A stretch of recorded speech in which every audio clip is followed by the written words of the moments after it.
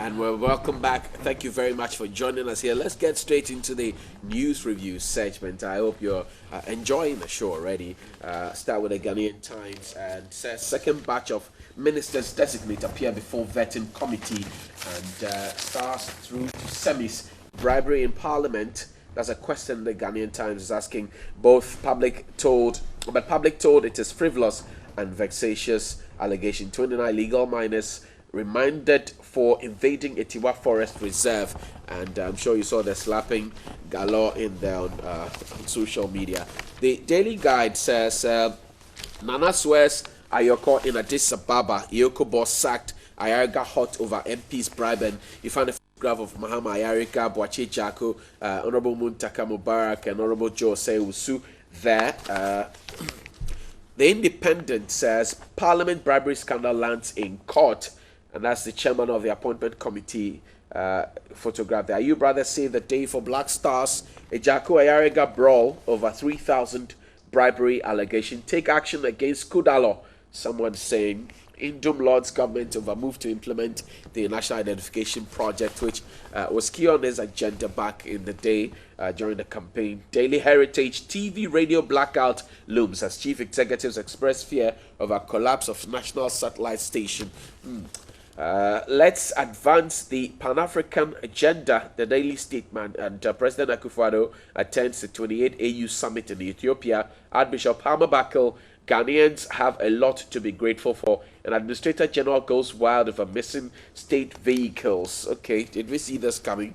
I'm sure we did. The Punch says Dr. Kwame Che thanks God for his life. Okay, NPP face reality check, and the photograph of Akufo-Addo there. Mahama Ghana's best. Okay, the Finder says vicious clash in NDC over alleged bribery of minority MPs on vetting committee, and declare your assets in 2 weeks or forfeit appointment. And Nana Dankwa Akufo-Addo himself perhaps has not declared his assets. It was honorable marking. And the BNFT technical universities await goodies, and on the Daily Graphic front page as well, the same issue about the bribery. And I've been joined in studio by lawyer Abraham Amaliba and Honorable Alexander Afenyo Markins, MP for Futu. Good morning, gentlemen. Good morning.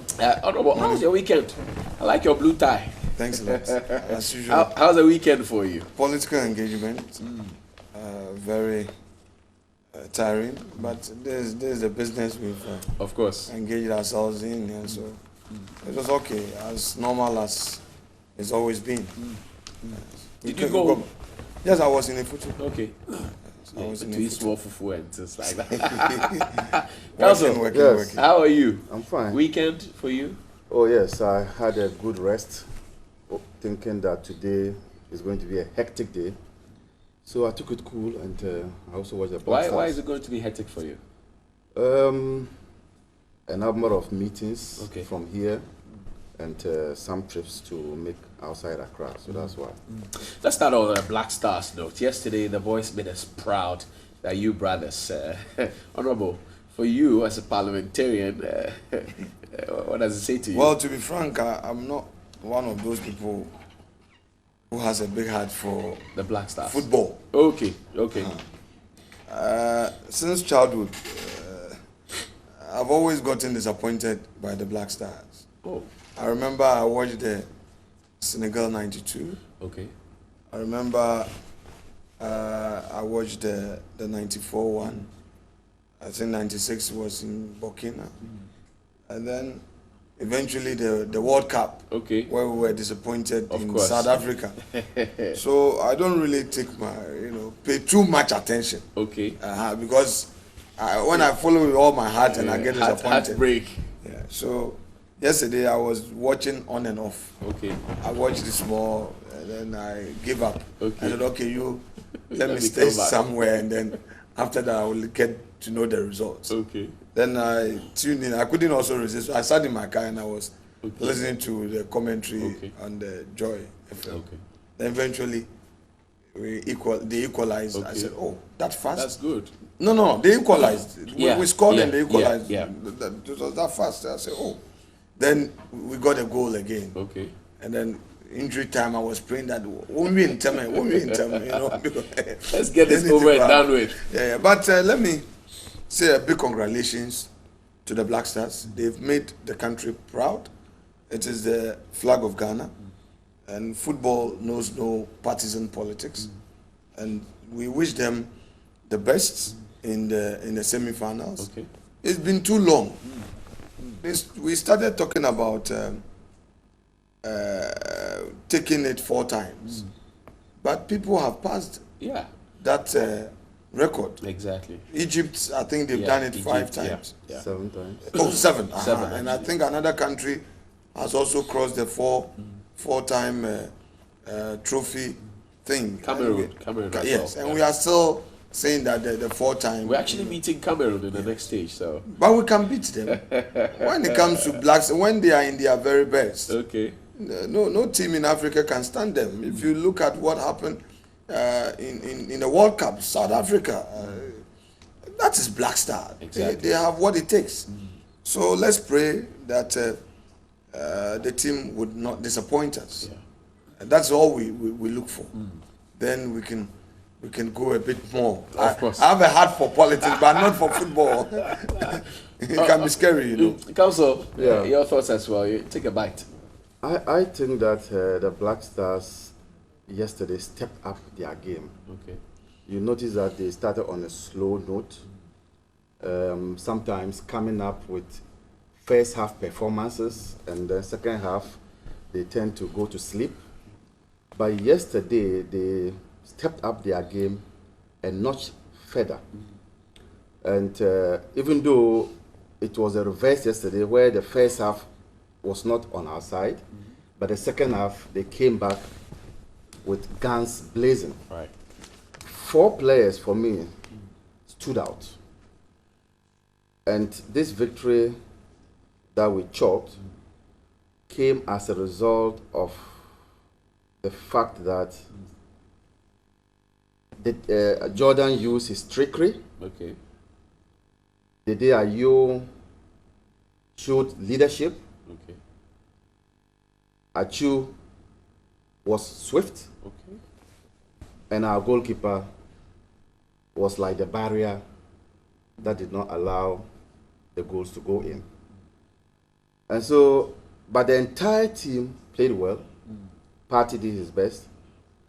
I think that as we continue to progress, the Black Stars will definitely step up more. Okay. But our game with Cameroon Okay. is time for revenge. Sure. Don't forget, in 2008, they spoiled the party for us in Ghana. Yes, they did. By beating us Painful at the same party. stage. I think the same semi-finals. Painful party. Yeah, semi-finals. In fact, 1-0.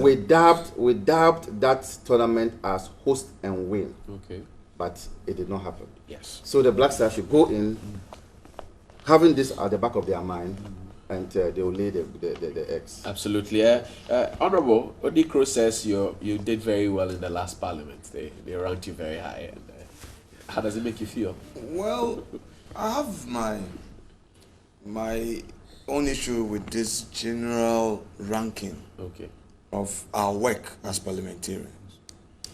And I've had occasion to speak on a thing like this on the floor of the House. That working as a parliamentarian Okay. comes with teamwork, and we work together. Now, our job is not only at the plenary, we also do committee meetings. People are appointed ministers. They dedicate their time for ministerial work. People join delegations and they are absent from parliament and all that. So when these rankings begin like that, it's disturbing. It may have in it possible unnecessary competition. You also open somebody up for unnecessary envy, because it's a political enterprise. If today you say Afenyo Markin is the 5th, somebody is the 1st, you are making him vulnerable. People may want to internally or externally target him and mess him up politically. So I don't support this ranking of MPs and ranking of ministers. We are not children. Well, you can put in place certain measures to ensure that people perform. Okay.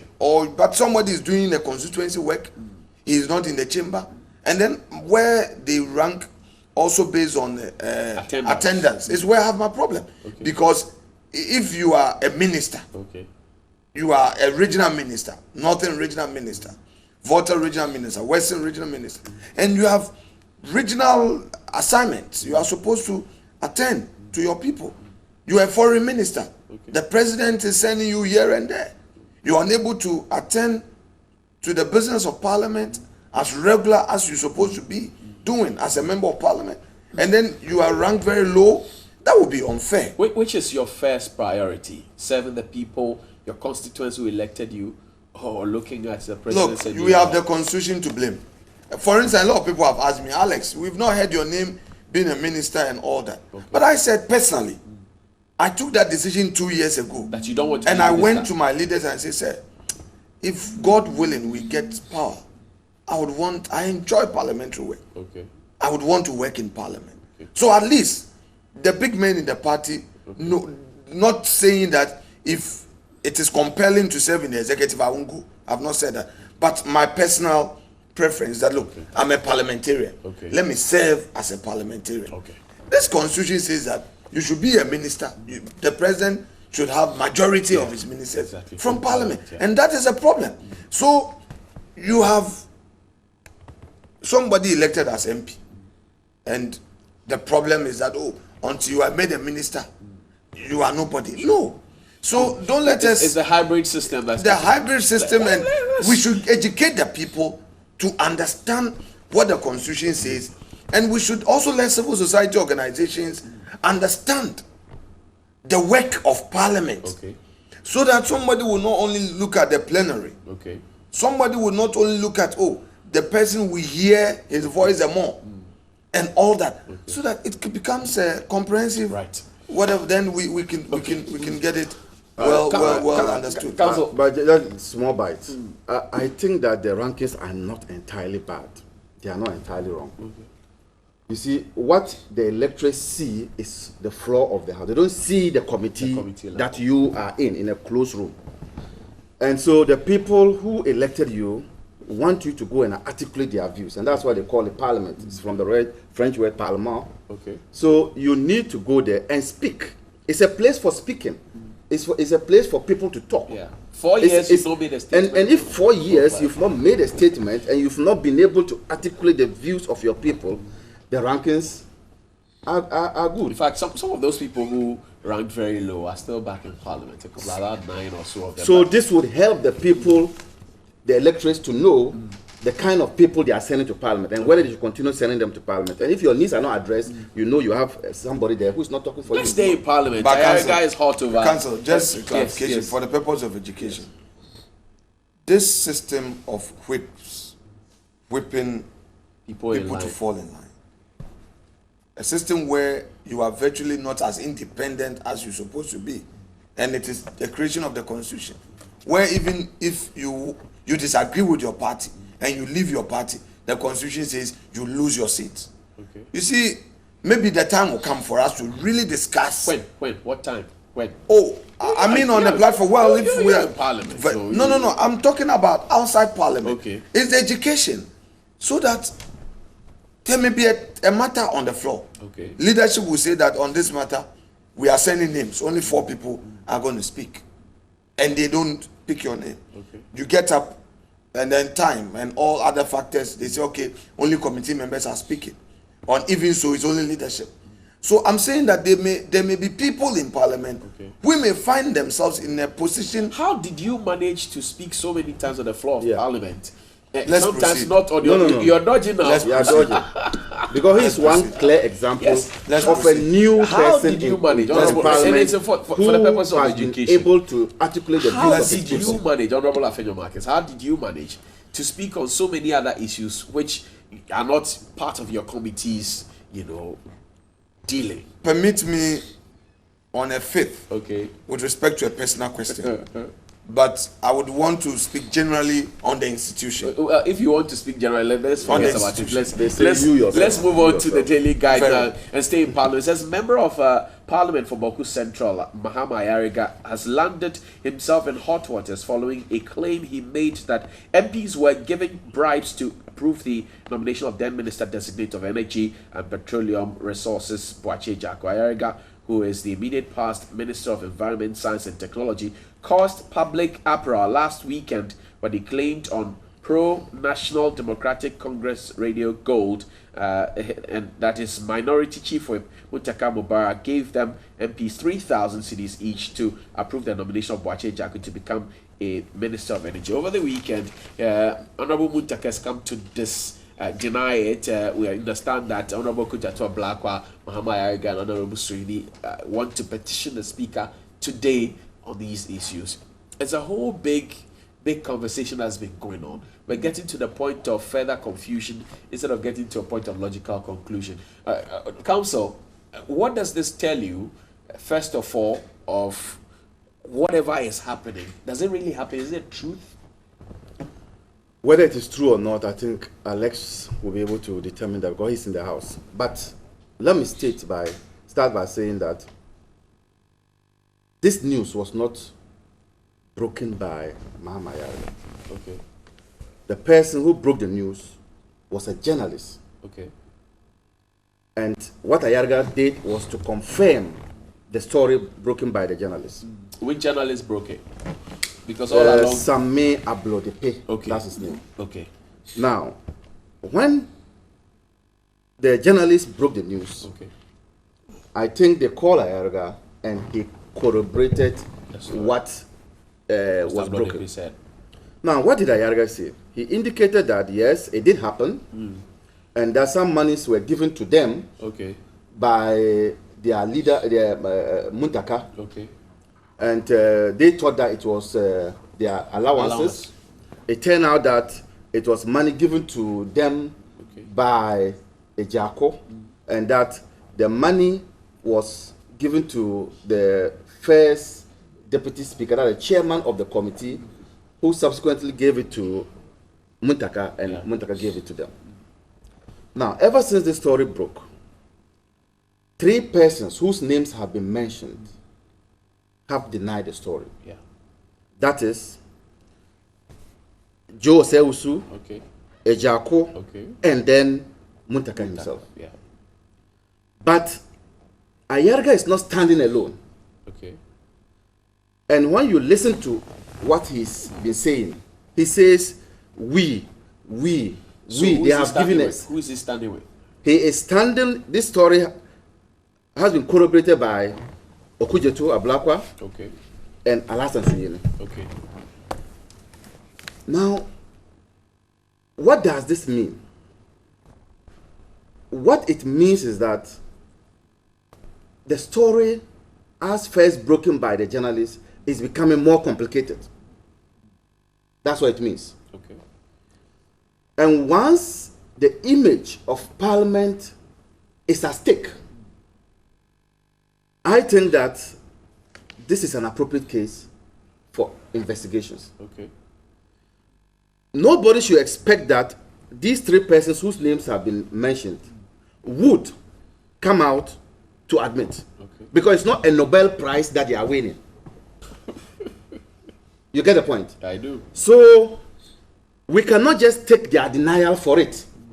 What we need to do is to subject these allegations. It may be frivolous for some people, it may be having some substance to some people, but that is why, because there's no unanimity, that is why there's cause for investigation. We understand Parliament says it is not correct, it never happened, and it is vexatious, and we should discard it. Should we leave it at that? I don't think that if Parliament comes to that conclusion, I don't think that they will be fair to the people of this country. Look, when the police engages in acts that are unacceptable, we form committees and they investigate them.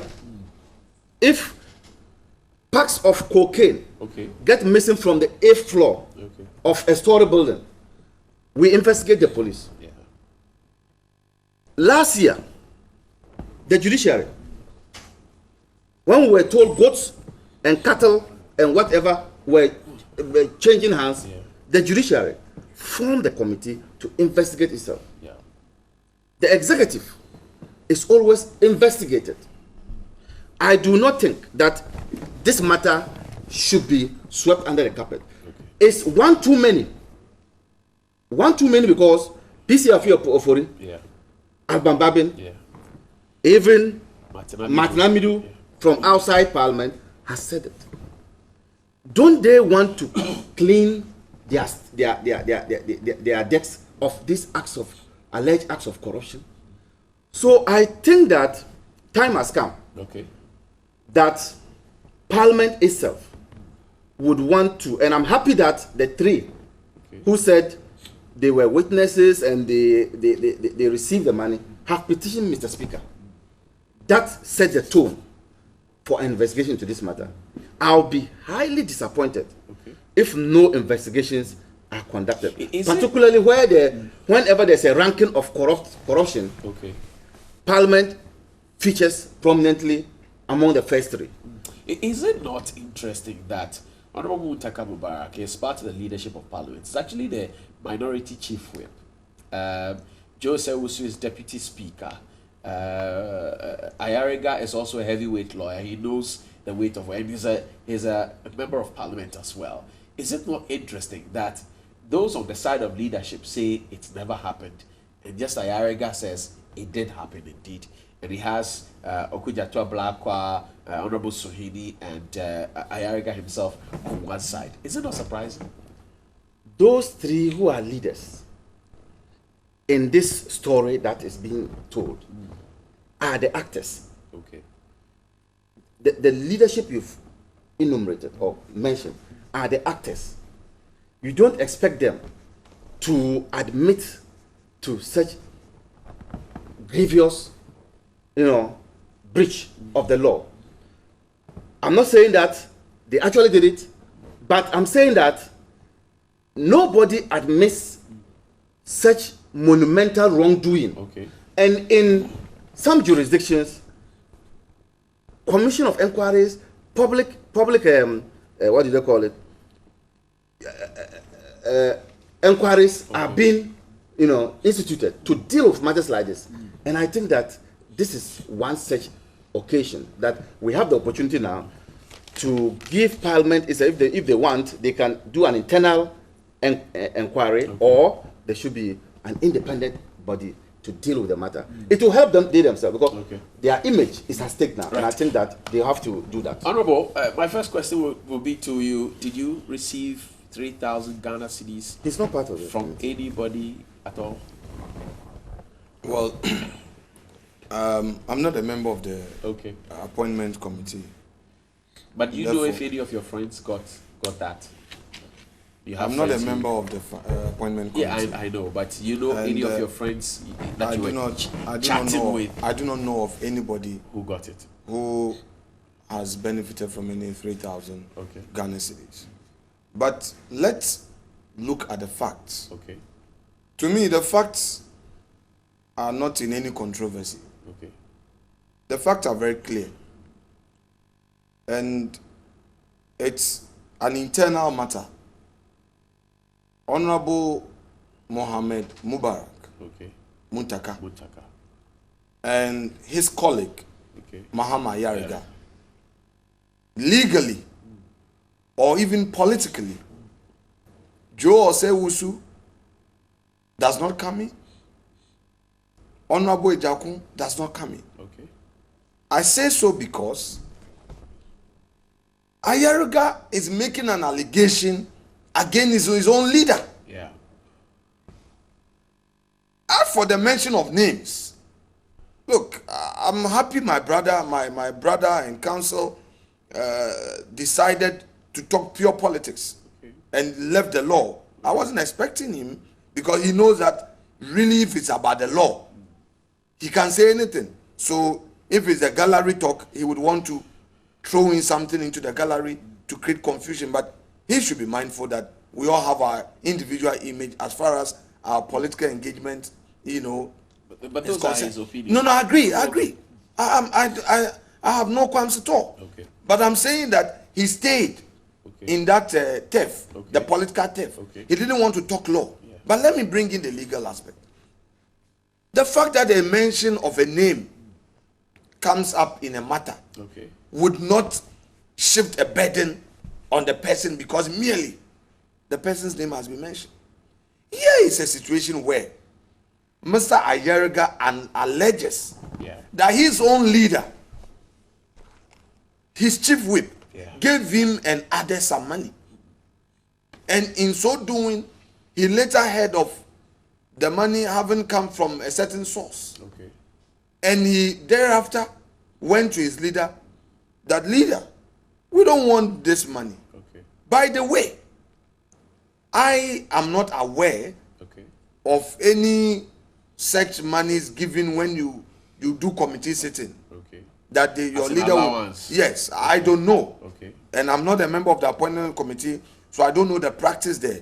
But the committees that I was a member, I never had that benefit, so I don't know. Honorable Ayerga has made a serious allegation against his own leader. And for that matter, against the leadership of the minority. His boss, Mubarak Muntaka, has come out swearing by the holy book, Quran, to say, I am a Muslim. My brother is a Muslim likewise. And I say the truth to you, that my brother is lying. I have never given my brother money. I have never received any money. And in fact, he says that they agreed not to take anything. What is more? That's another issue. No. What is more? That should go to him. The strict liability of his statement should be on him. So, you don't need, if I were Mr. Jakun and Joe, they don't need to burden themselves talking. Because you don't come in. Yes, the man says that his boss told him you had given him something. Does not shift any burden on you. So if they want an inquiry, I think that it will come to nothing. Because this is an internal... Why would it come to nothing? The reason being that the actors are just two. It is Ayerga and his boss. It is a minority issue. Now they are implicating others. I am saying that, listen, in the true sense of what is happening, Muntaka has spoken. And that statement he made resolved all other things. Why? I am the boss here. In Parliament, you know, it is caucus. The minority caucus, majority caucus. If your boss that you claim came to you and alleged that, oh, he has received this and that, he says that you lying. I never came to you. I never gave you anything. Those names that you are flying all over, you just want to score political points. Let's go by a certain standard. Let's not go into the mud. Don't just destroy people's names. I have not come to you. It is your internal matter for you to deal with. So I think that the inquiry should be in the minority. Honorable Haruna Idrisu should demonstrate leadership. He should call his men to order. And they should institute their own inquiry to ascertain if indeed Mubarak made those representations. Then he should say that if they verify that indeed he made those representations, then he should come out rather to apologize to the colleagues on the other side. Well, an apology just... No. I'm saying that if you had actually gone to lie to your colleague about something, then you should come out and concede to same. But I'm asking, will an apology serving? No.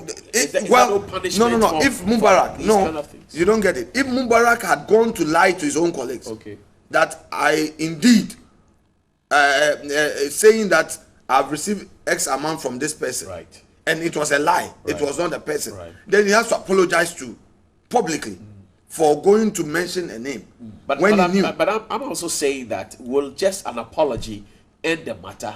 This is an honorable member of parliament for whatever. That is if whatever it is. That is if Mubarak changes his position. But Mubarak Muntaka insists that I have never met my brother Ayerga. It is an NDC. So agree that matter. it is an internal thing. What exactly happens in such situations when, for example, an MP goes out to make such statements and it later comes out that it's not correct or there's an iota of truth in it? What happens in Parliament? Listen, Mr. Honorable Muntaka Mubarak has been specific. He never said anything in ambiguity. Okay. He said his colleague on his own side, his junior in Parliament, Ayarga, had lied. Okay. 2, he said he had never met Ayarga. Okay. 3, he said he had never received any money from Joe Osewusu, Okay. or for that matter, Boache Jako, to be given to his side. He had said so publicly and openly. Right. He had said his side, the minority, have not received anything. Okay. He is a chief whip. Okay. He speaks for leadership on his I side. agree to that point. All those fans. So Asking, what happens to whoever is found culpable to all of these? If, for example, Honorable Ayarga lied, what's the internal remedy that Parliament has? Is there any punitive measure that must come to him? Well, it's not cast in iron and stone. I think the House, the Privileges Committee, a matter like this would have to be dealt with by the Privileges Committee, Okay. which would have to ensure fair hearing Okay. as known. And then they'll put a report together. Okay. The report that they'll put together must be brought to the plenary Okay. for us to discuss it. Okay. So it is the conclusion that will be drawn as a result of the plenary discussion on the report. Okay. That would determine what would have to happen to whoever is found culpable. But you see, legally put, it's a principle under our criminal jurisprudence Okay. that he who alleges Must prove. must prove. Maximum of equity. When it comes to offenses of this nature, it is not a matter of straight liability. Okay. That it's an allegation has been made against you. Okay. So establish your innocence. That is not our law. That is not our law. We shouldn't only wait when it is us, then we invoke it. But if it is somebody, we say that yes, he's guilty as is being alleged. Why? Isn't it also a known principle that where all men find a man's hand in a till, even his guilt ought still to be proven?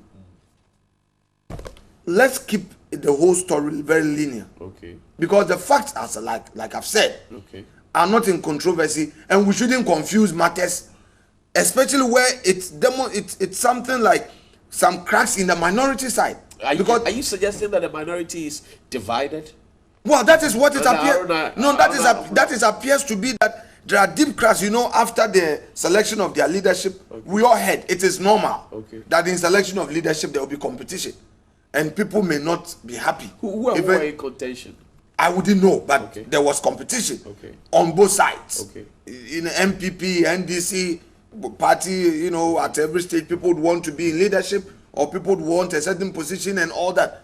Somebody will get it, another person may not get it. So you think the people obviously, are not happy under? No. I'm saying that there seem to be cracks in the minority side, because ordinarily, how deep are these cracks? well, they may be as deep as we may not know. Okay. We may not know how deep those cracks are. It's for them to come out and then clean themselves, because it appears that there are problems in the minority to the extent that now a member of the minority is accusing, he's not accusing Joe White, so he's accusing his own leadership, not Muntaka, by extension Haruna, because if Chief Whip does something, the leader will know. If Ayarga is claiming that Muntaka gave him money, Muntaka would not give money when his boss does not know.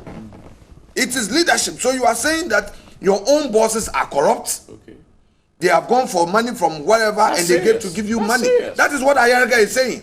And your own leadership, your minority leader, your chief whip, your deputy minority leader, they are all saying that what you said is not true. Because the minority's position, listen, Ayarga does not speak for the minority. Suhini does not speak for the minority. Ablakwa does not speak for the minority. Okay. The three of them, as I understand, have put together a joint petition Exactly. to Mr. Speaker.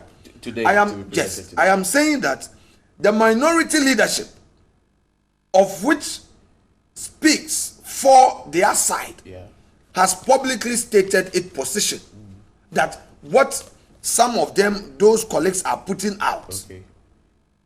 eh? all What right. they are putting out is false. Okay. That is what the minority has said. Also wants to have a mic let's also. put it on record Okay. that Ayarga has not accused Haruna Idrisu on this matter.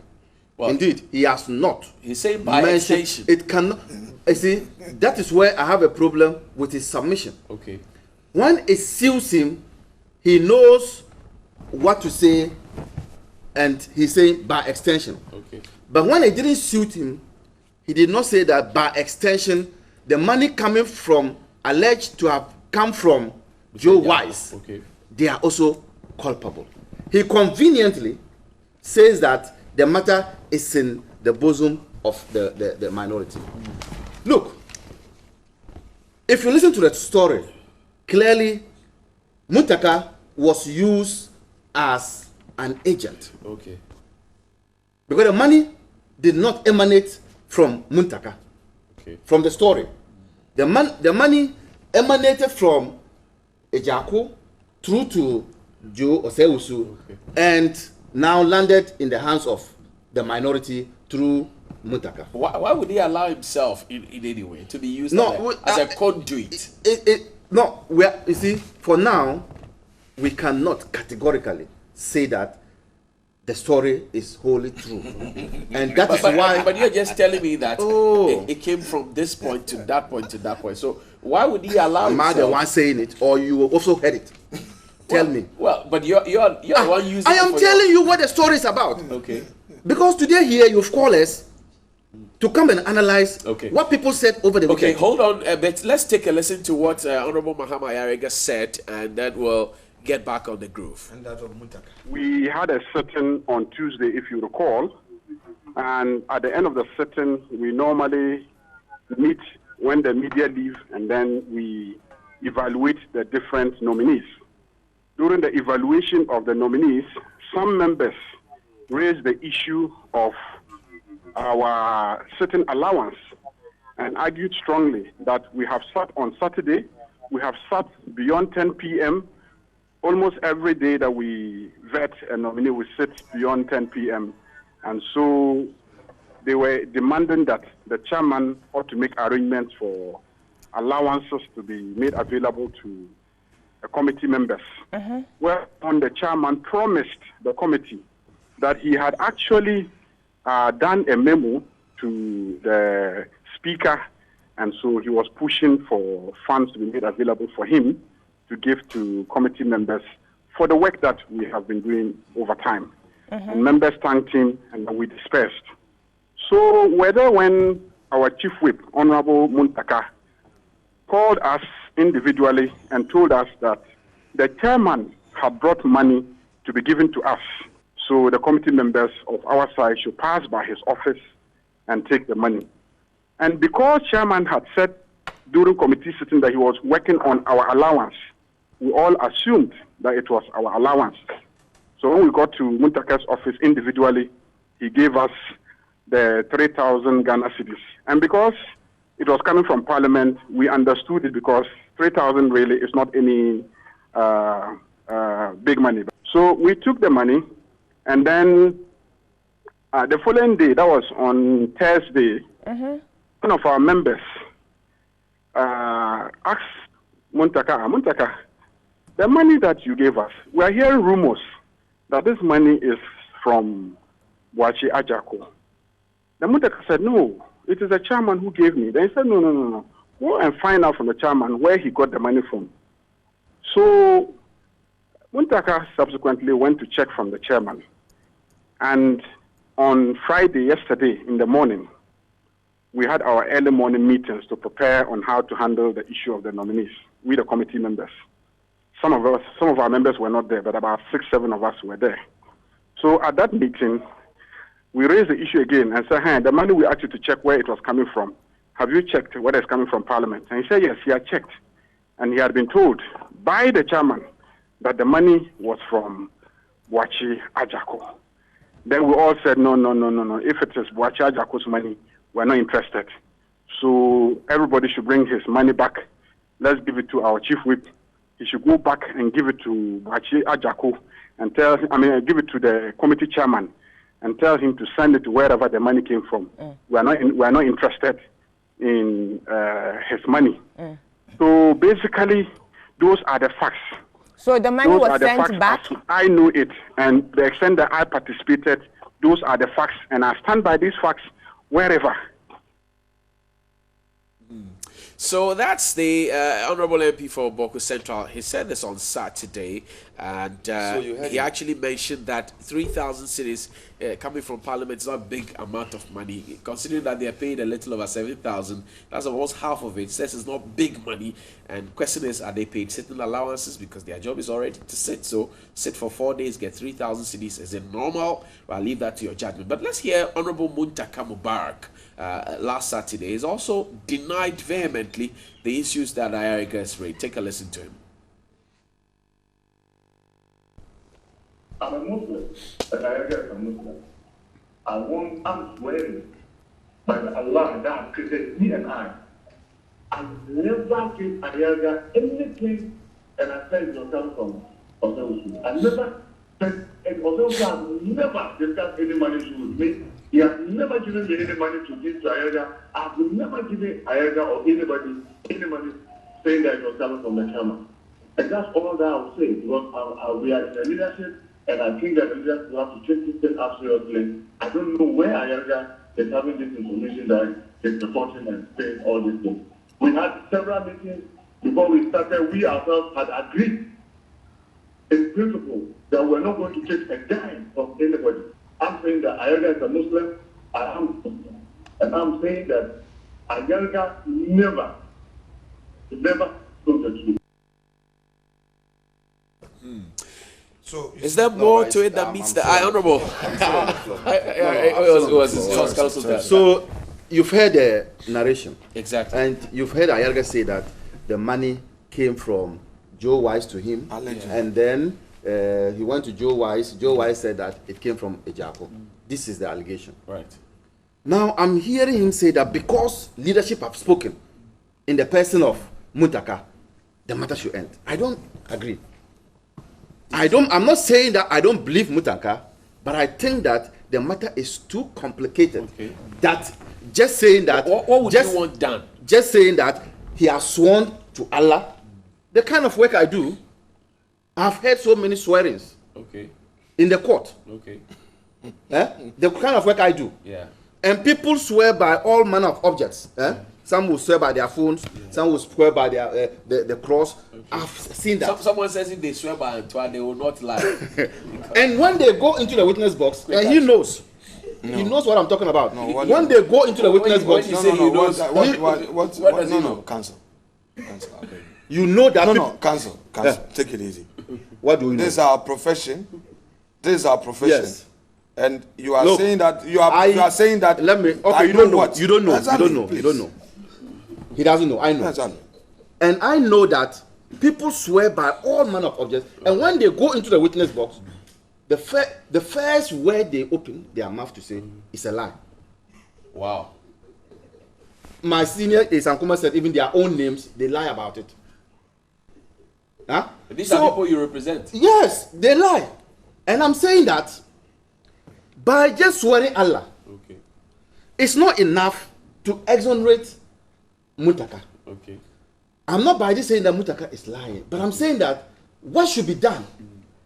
It is only when a frog dies that you see its full length. Let's go into this matter. Okay.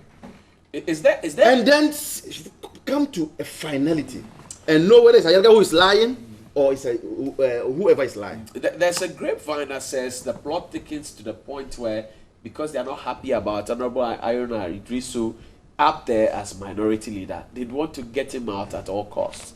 Is that something that you have heard? And when he brought that up, I debunked it immediately because Ayariga has not mentioned Haruna Idrisu's name. Okay. Indeed, what people are asking is that, being the leader, can he come in and as it were, take the leadership position so as to ensure that the minority side is speaking with one voice.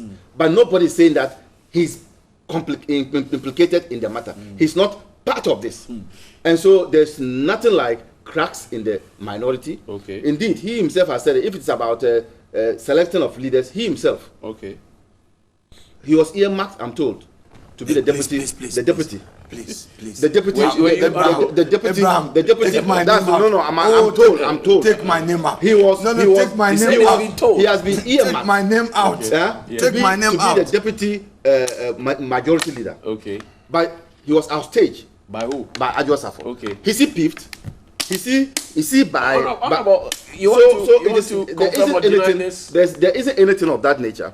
I think that these are individuals in the minority who feel strongly that certain things are going wrong, and they've come out to voice out these things. Let there be a committee. Why are we afraid of a committee to look into this matter?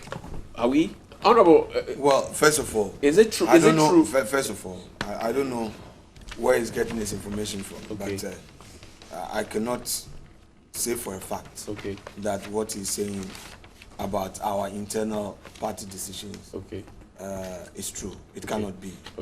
Party takes a decision and that's it. It's not related to the matter before us, so I don't see how he's stretching the he manages to. But honorable, 3,000 Ghana cedis sitting allowance. Well, I'm unable to speak on a matter of somebody's allegation. That 3,000, allowance and all that. Like I've said, I'm not. Does it happen? I am not a member of the appointment committee. I've never been a member. I don't know how the appointment committee is treated. But the structures differ from committee to committee. I'm sure that I don't know. But I'm sure that a comprehensive response on a matter like this could come from the clerk of the house or the director of finance or the PRO who could properly put. I don't want to make a mistake. So fast forward, we need to wrap up on this. Yes, the point really is there are two people. This man's word against the other man's word. And I think that is where we should all navigate.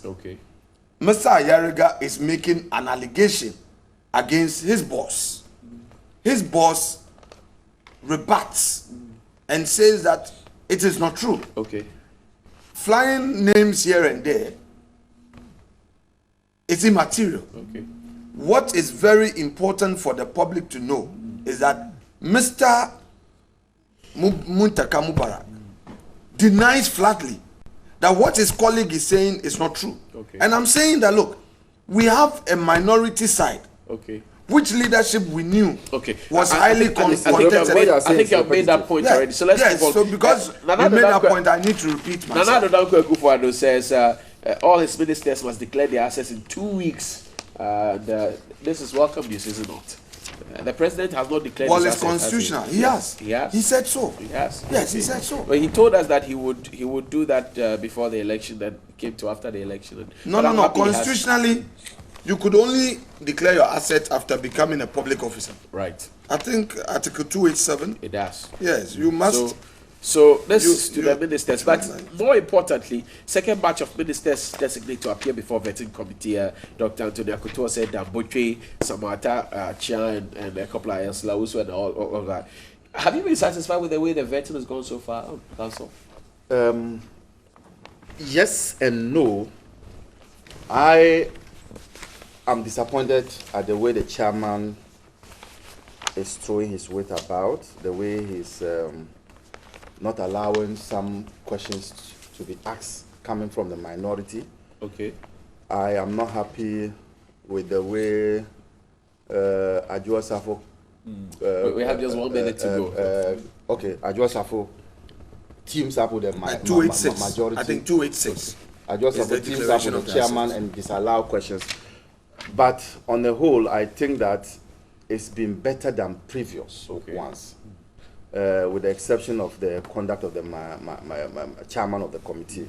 I think that the chairman should allow questions that that will test the temperament of this. Even private questions that sometimes are not well founded. Well, sometimes these questions are to test your temperament, to see how you would be able to think on your feet. But if it's not fair, you don't need to ask fair, yes, I agree. Like what was asked Mr. Boache Jacko, a matter that did not necessarily concern him, and we're still pushing it to him. It was relevant, but the way and manner in which it was asked, that is where I think the problem. So moving forward, you want that they would ask such questions. I expect that today, Atachia made some comments about the university to be cited in the Eastern region. I think that they will have to question him on that. Akoto also, fine man, I have no problems with him. But I think that Atachia should be asked to substantiate or deny what he said about citing the university at the Western University, Eastern University rather. He should be asked that. Thank questions. you, lawyer. Sina, you have the final word. Well, 1 minute like I've said, Article 286 provides for the declaration of asset by public office holders, and the whole chapter 24, Code of Conduct for Public Officers. So it deals with that all the way to 288, 287. 287. Okay. Now, for the appointment committee, you see, the vetting is there to establish whether 30 seconds person, meets that constitutional requirement to be a minister of state. I'm sure that those gentlemen and women who have been so nominated know what to do and have what it takes to serve this country. So far, the appointment committee, I think, has done its work well. Okay. For questions, he knows that in court, a judge has the discretion to disallow or allow a question. And even if you are a lawyer, if your witness is being cross-examined in a manner that breaches the rule, you will stand up and object. Right. So it's not just a matter of questioning the decisions by the chairman. Relevant questions must be asked, and questions should not be asked merely to embarrass them. Lawyer Amaleba, Amaleba has been my guest today. He's a member of the NDC communication team, and Honorable Alexander Afenyo Markings before Futu is going back to Parliament, I guess. I wish you all the best, gentlemen, and we'll be right back after this break with Moon Samuel. Say this shake hands now.